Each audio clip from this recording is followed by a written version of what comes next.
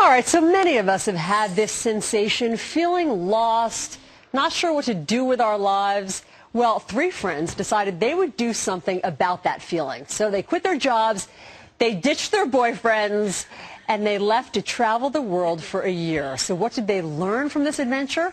Jennifer Baggett, Holly Corbett, and Amanda Pressner are the authors of the new book, The Lost Girls. Great to have you with us this morning. Thank you. Thanks for having us on. All right, Jennifer, let me start with you. What prompted you to take such a big risk, to quit your job, leave behind the boyfriend, leave behind your family and friends, and decide to have this adventure? And by the way, you didn't always go to hot spots for that year. Sometimes you went to, downtrodden areas. Right.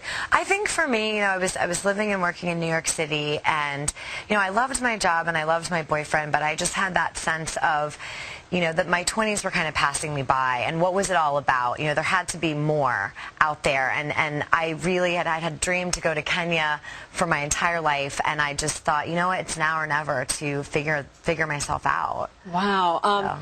This was a 60,000-mile journey all around the globe. It took a year.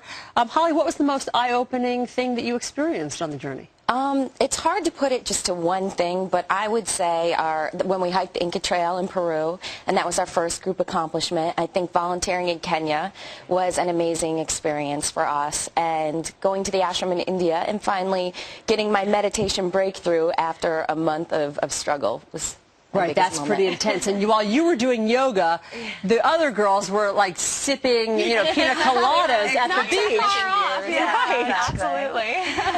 What struck you about your round-the-world trip?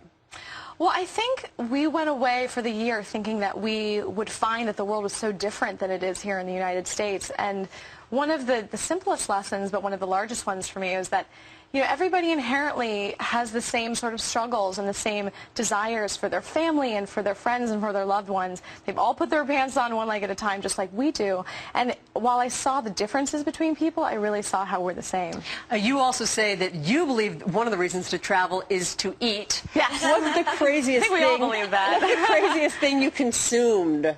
Well, I think it was early on in the trip. I'm not that adventurous of an eater, but we decided to try alpaca in Peru, which was a cross between a llama and, I guess, a sheep. And it's this very cuddly, cute creature, and you feel kind of guilty eating it, but it's pretty delicious. Wow.